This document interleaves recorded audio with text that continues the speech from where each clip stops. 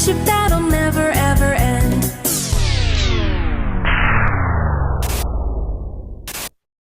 Run!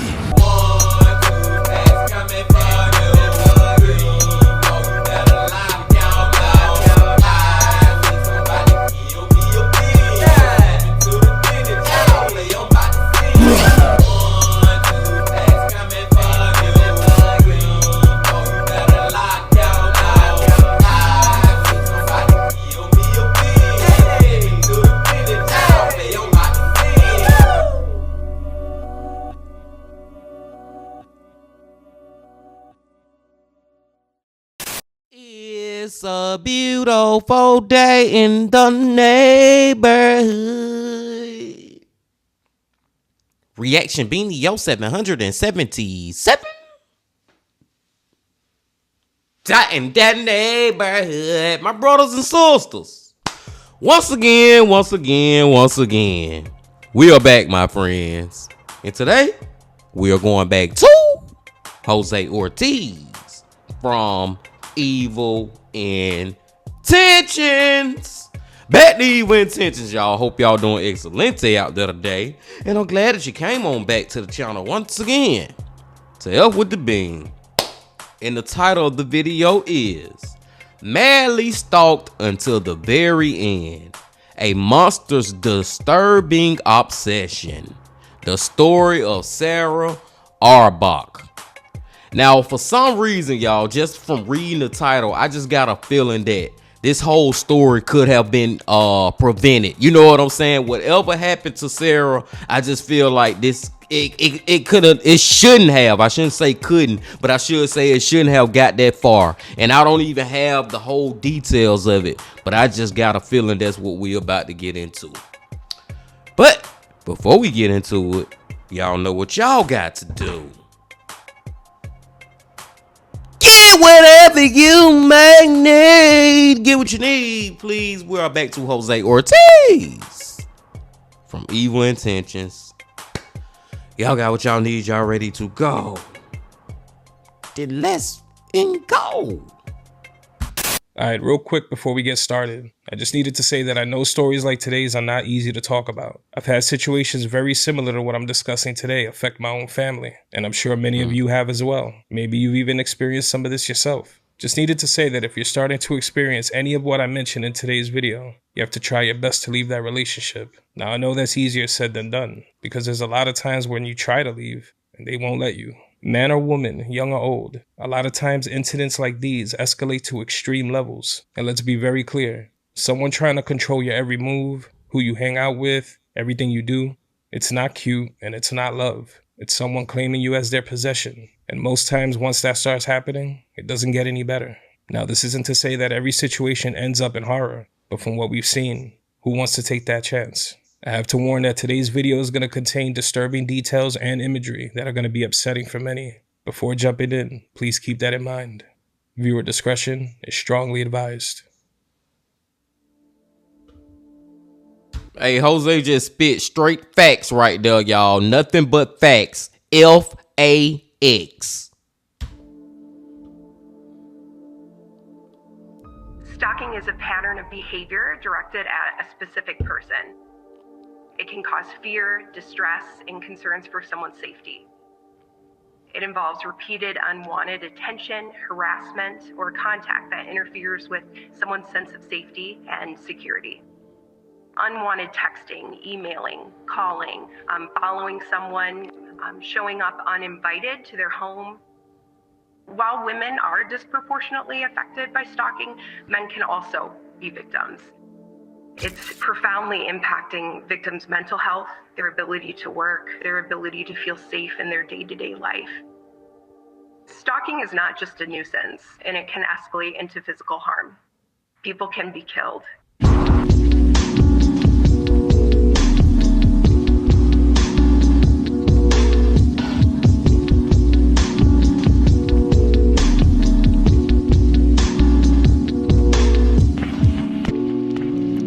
Get whatever you may need.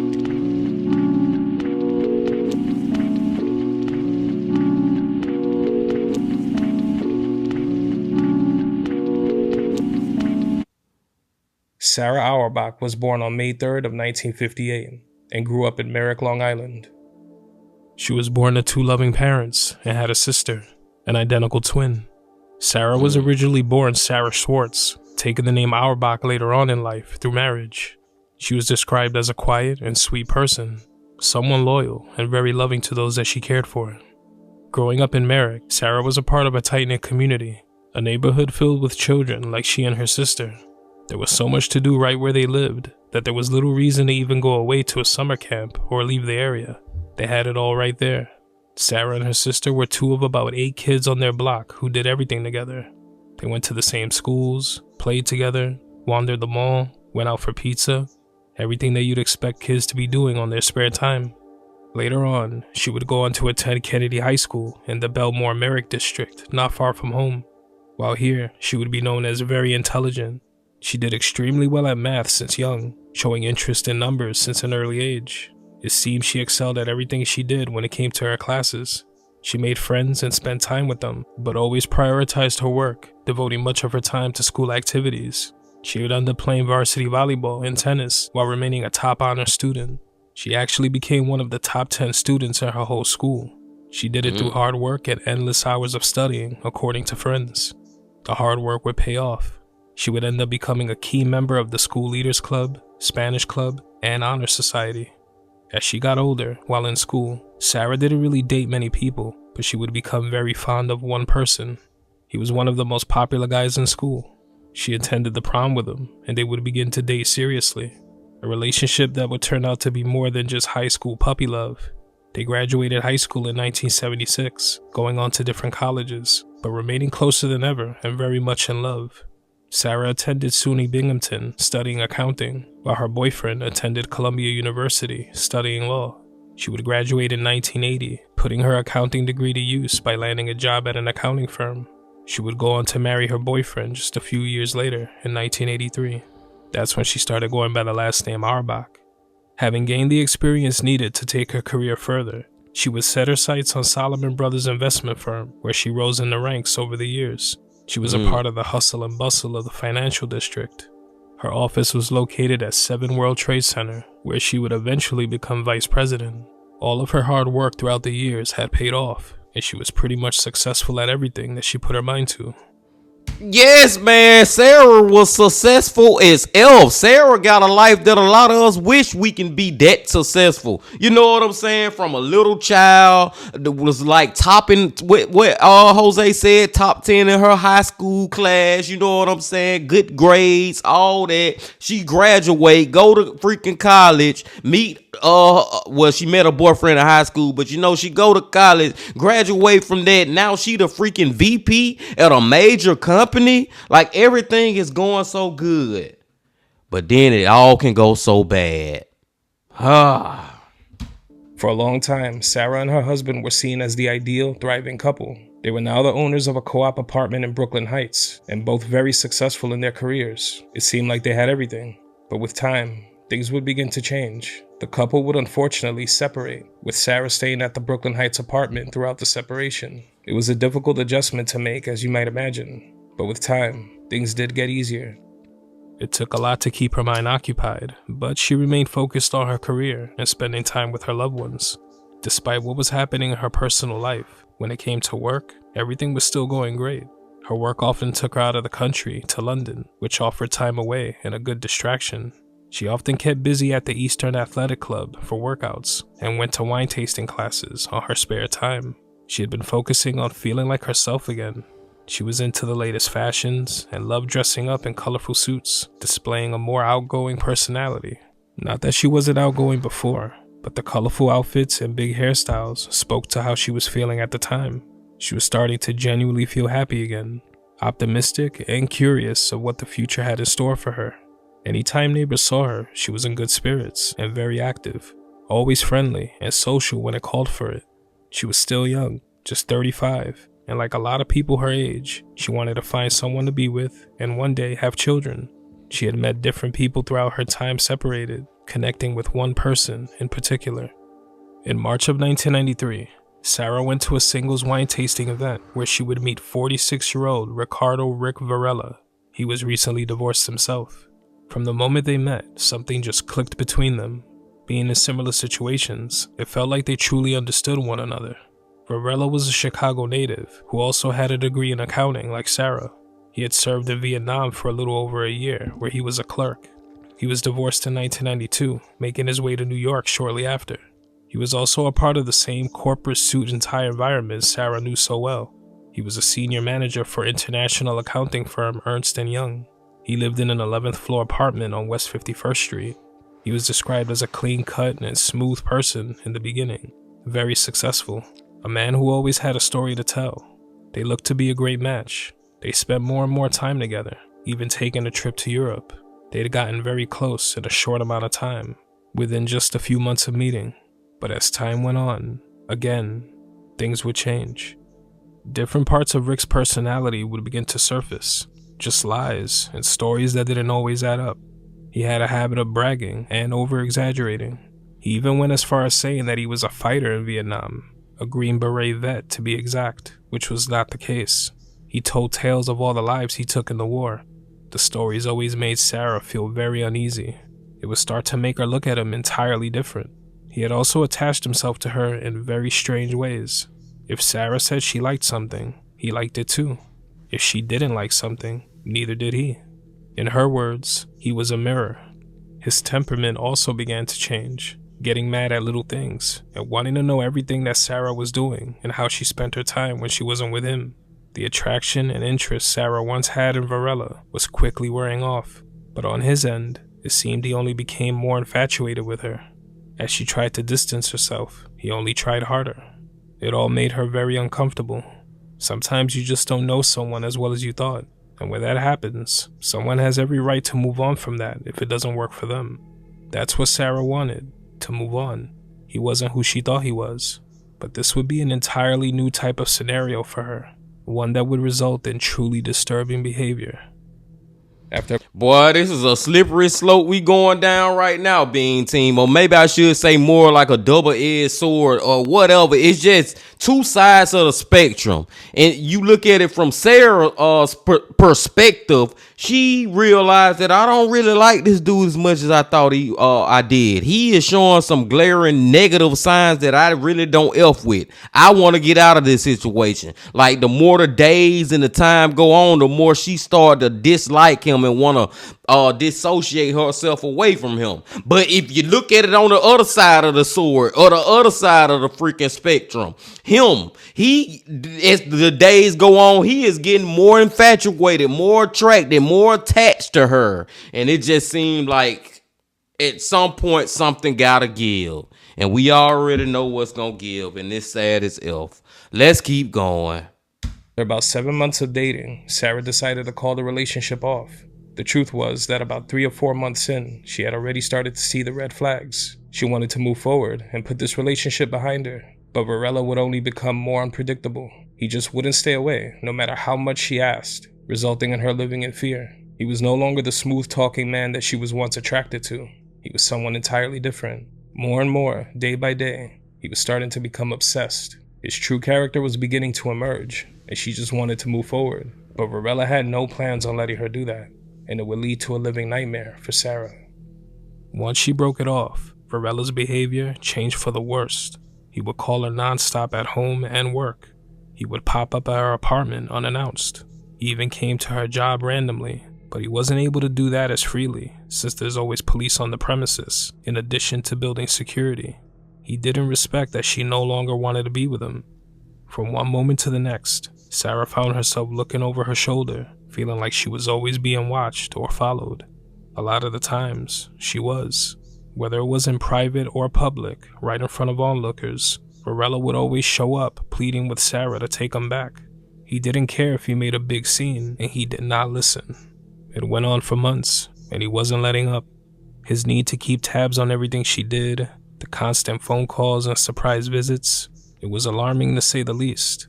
While this was already a scary situation to be in, it would take a truly sickening turn on November 18th of 1993.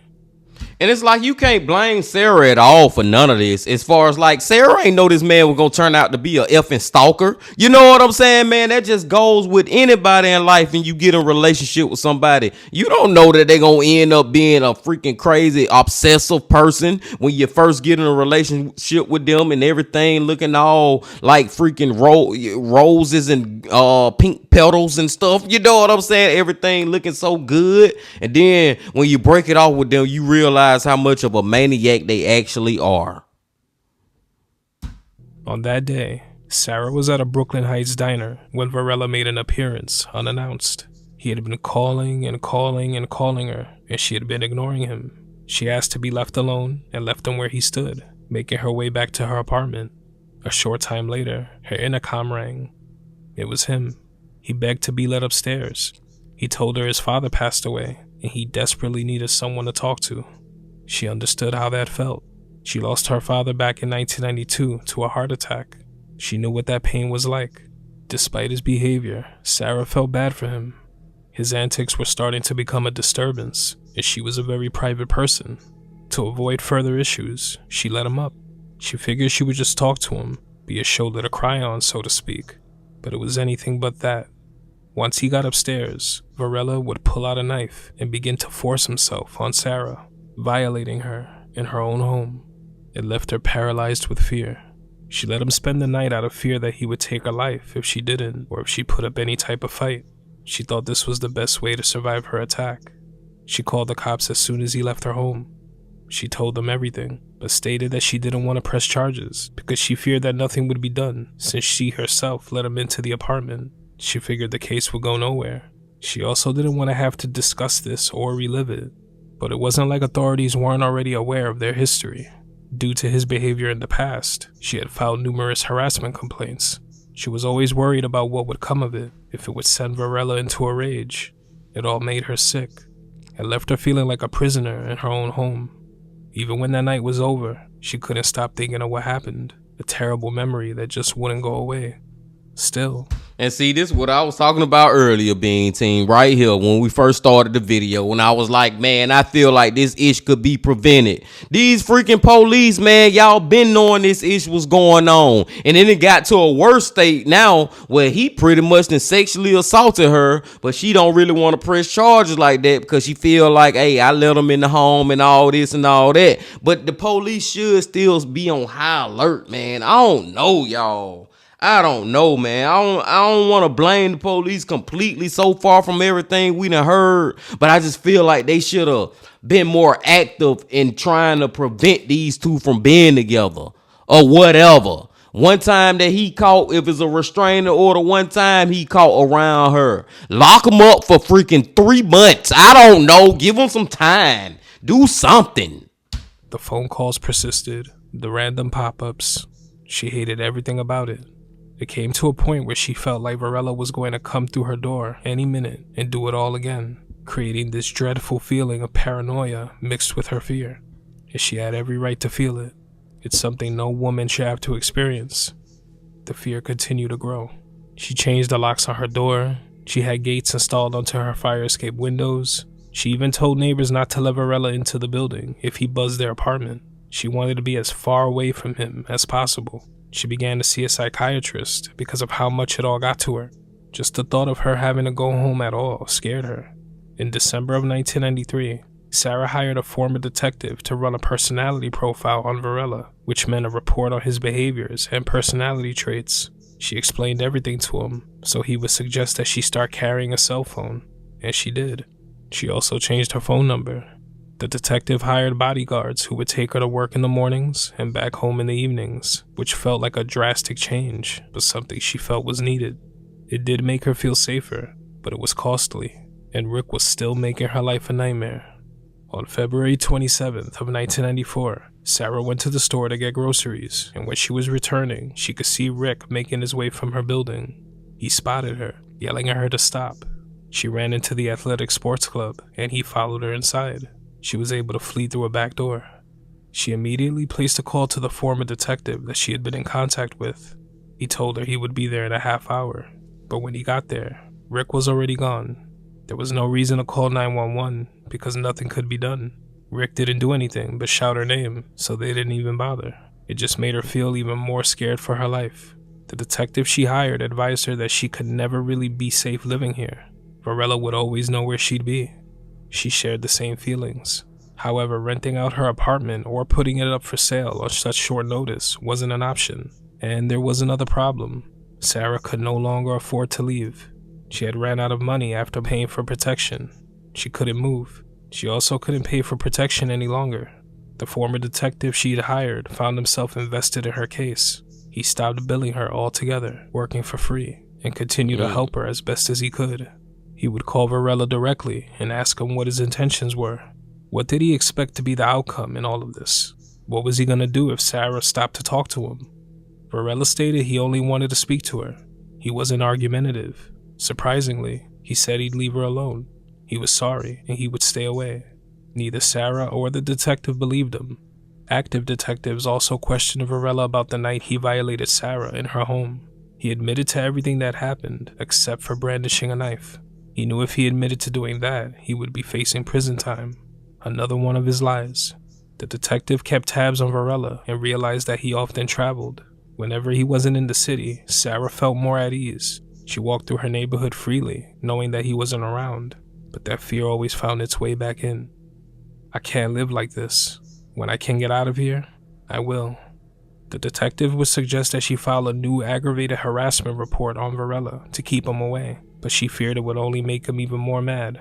She even stated that if he ever did go to jail for violating an order, he would just catch up to her and take her life whenever he was released. It said a lot about her current state of mind. She had already seen the ugliest side of Rick so far.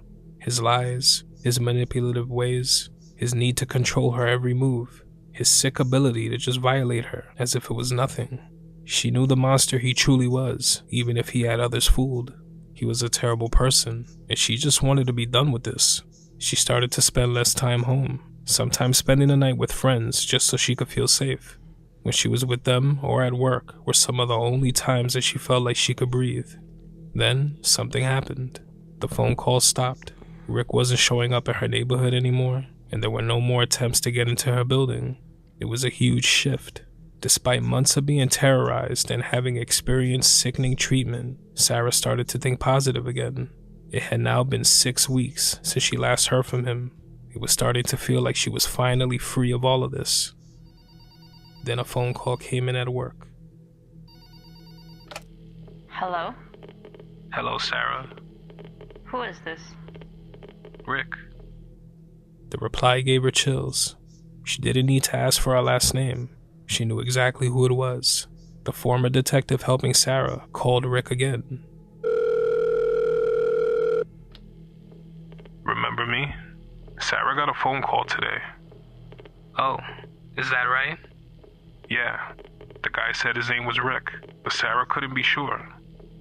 It wasn't me. I didn't call her. I've been staying away from her. I've been listening to my psychiatrist. Just another lie. By this point, Sarah had been given the green light to sublet her apartment, which was a good thing. She found a new apartment on Sutton Place and was looking forward to starting over.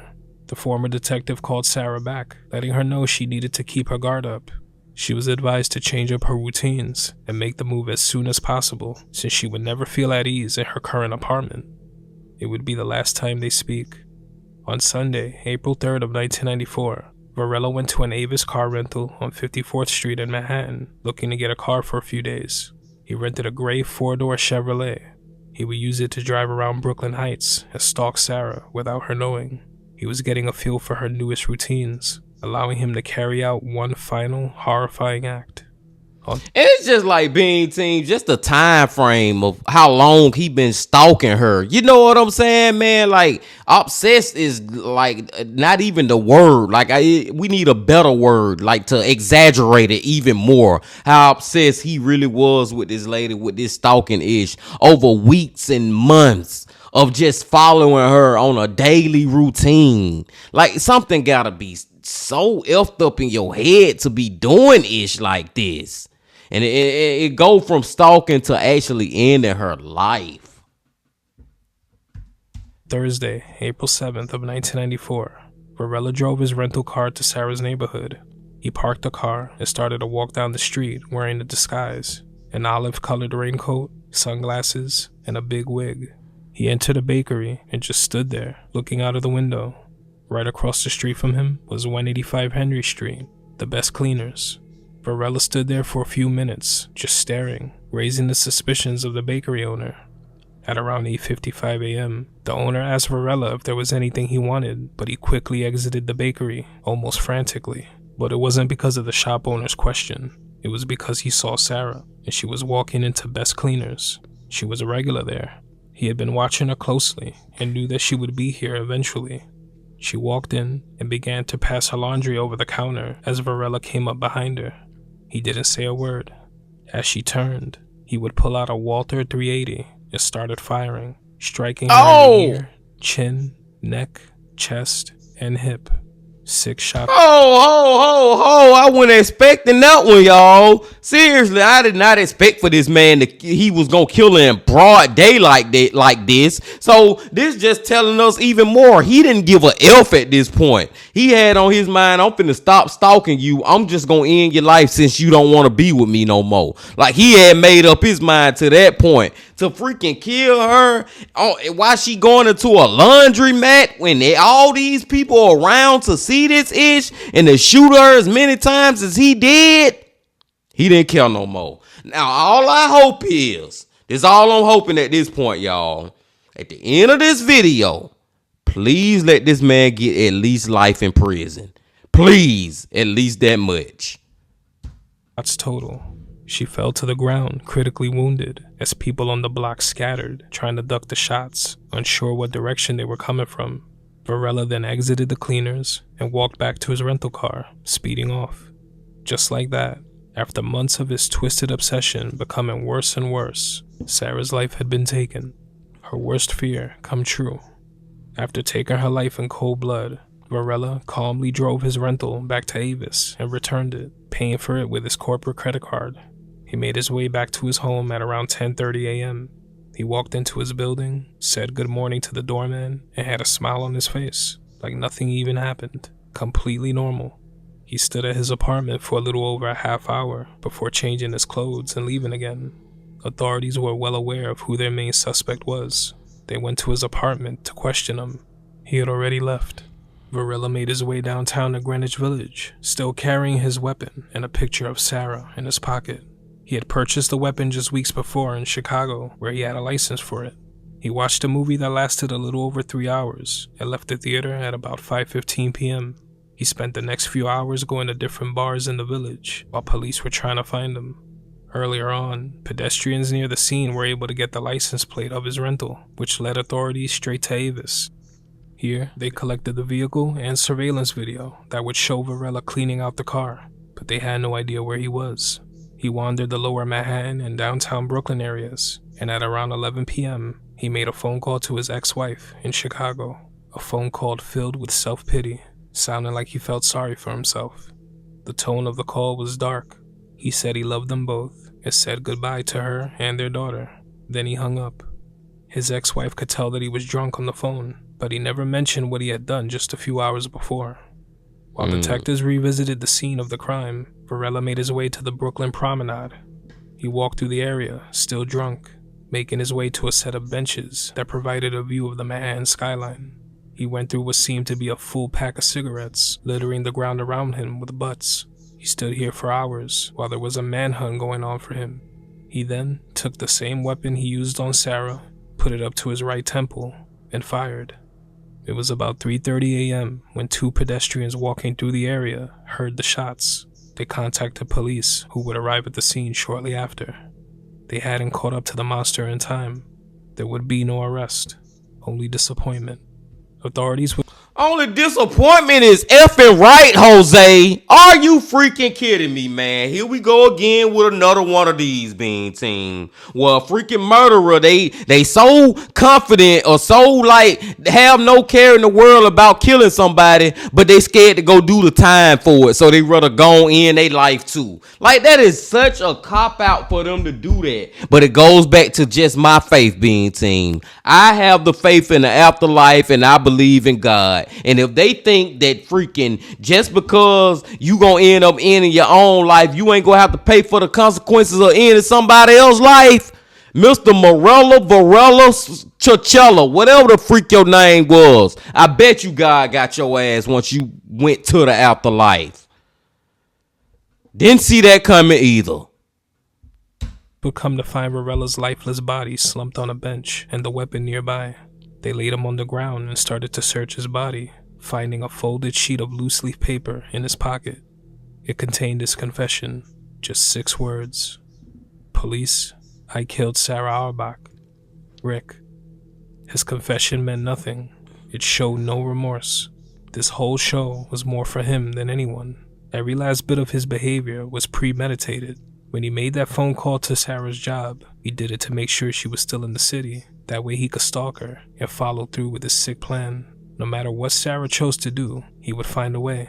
The news of her life being taken left everyone completely shocked. Some knew of her history with Varela, and some didn't. Her closest friends wanted nothing but the best for her. They tried. They wanted her safe. They mourned the loss of their friend, who they'd always known to be so full of life and such a positive force. To see something escalate and end so tragically, it was truly devastating and impossible to forget. On Sunday, April 10th of 1994, more than 350 friends and family members filled Gutterman's funeral home on Long Beach Road.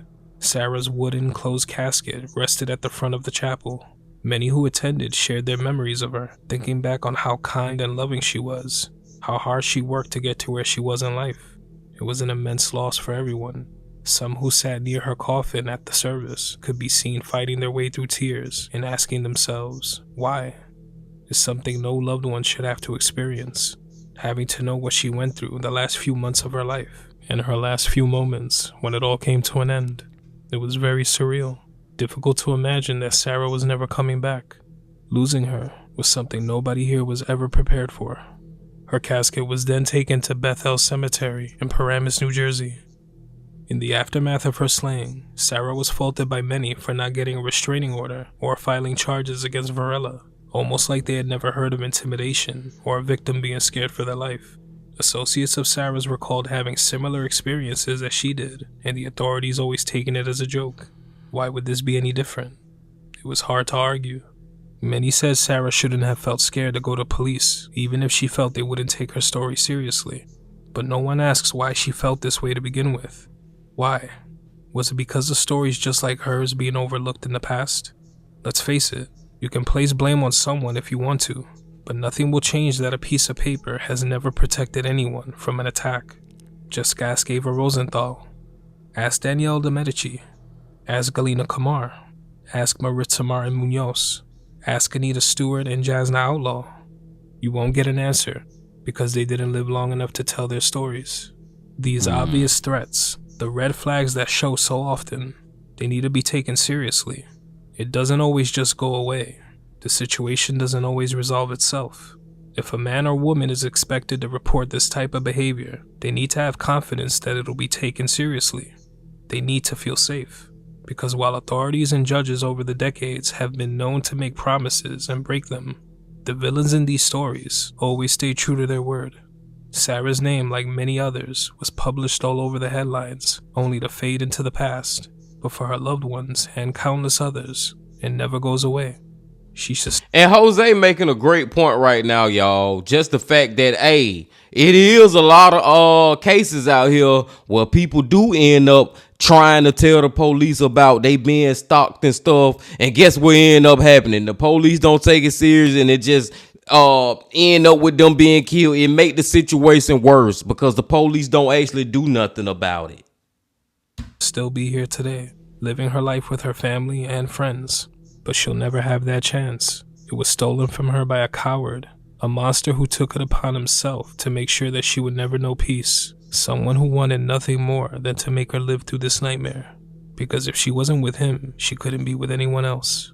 She just wanted to be happy. She just wanted to move on. If alive today, Sarah would be 67 years old. Rest in peace, Sarah Auerbach. And my deepest condolences go out to her family and loved ones. You aren't forgotten. You aren't forgotten, Sarah. Rest in peace to you, man. Like, seriously, like, a lot of people might be like, oh, she didn't really press charges and stuff like that. She didn't really carry through with it. But at the same time, I'm just sitting back like, dude, if the police knew about this situation, I just feel like they should have acted on it anyway. Like, I don't understand all the laws and how all this stuff work, being team. But all I'm saying is, if the police knew that this man lied to get into her home, sexually assaulted her, you know what I'm saying, when he was lying, talking about his daddy just died and all that, and went up to the apartment, sexually assaulted her, and did all that, and even though she ain't pressed charges, I still feel like there should be some rule or regulation to the laws or whatever, where the police would still, without her wanting them to or not, they would still freaking give out a freaking restraining order or whatever. You know what I'm saying? I just feel like the police should have just stepped in more on this situation, y'all. Seriously. And then just talking about Varela, whatever his name is, like, dude, he think that him unaliving himself is gonna excuse all the effed up ish he did to Sarah. No, you know what? God waiting on you, buddy. Like, seriously, man. Like, he waiting on you, and he is not gonna let you in them gates. Whatever, you know, that's just me speaking how, you know, we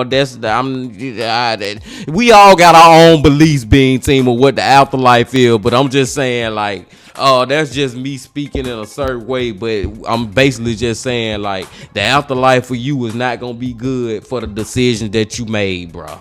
Long story short, short story long, and you think getting there faster is gonna make it better, or maybe he just don't give a F too, because sometimes I be putting myself in the shoes of these killers, and I forget that some of these killers don't even care nothing about an afterlife, or if they gonna go to heaven or hell, so to speak, what's gonna happen to them. So he probably don't give a F about that either. But at the same time, my faith make me believe that regardless if he think he gonna give a F about what God got in store for him, when God get through with him, he gonna wish he gave a F. You get what I'm saying, being team? So I just look at it on those sides too, man. But this was a great video from our boy Jose, man. I appreciate y'all coming on back as always, being team. I'ma go and let y'all go now, cause y'all know I can go on and on with these freaking cases. I already knew it was gonna be one of those ones, man, where it's like, I just feel like stuff could have been done to help prevent this. I feel like this dude ending his life is like one of those ones where, like, here we go again, people ending people's lives, then they want to end their life. Mother, why you ain't end your life in the first place? You know what I'm saying? Here we go again with that. But it's real life, y'all, and this stuff happens so much, and it repeats itself throughout history, and it's just now 2025, and in 2055 it's gonna be more cases than it is now. And I digress for real. Like I said, I'm gonna let y'all leave. Before y'all leave, just please hit that like button, comment, subscribe, and do all that if you ain't did that yet. And remember this: love, peace, and happiness. Stay safe. Don't stop. Keep going. Yeah. If you're feeling lonely today, come along and throw your cares away. We're really glad that you're our friend, and this is a friendship that'll